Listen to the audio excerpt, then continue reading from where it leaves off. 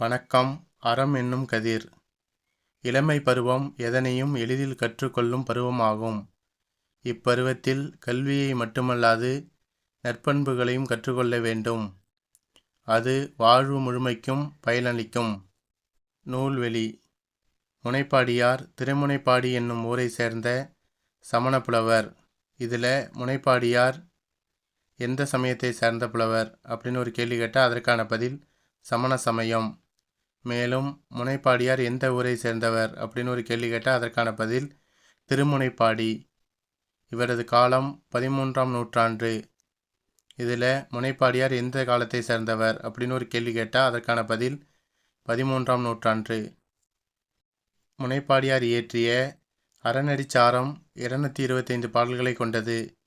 இதில் முனைப்பாடியார் இயற்றிய அறநெறிச்சாரம் எத்தனை பாடல்களை கொண்டது அப்படின்னு ஒரு கேள்வி கேட்டால் அதற்கான பதில் 225 பாடல்கள்.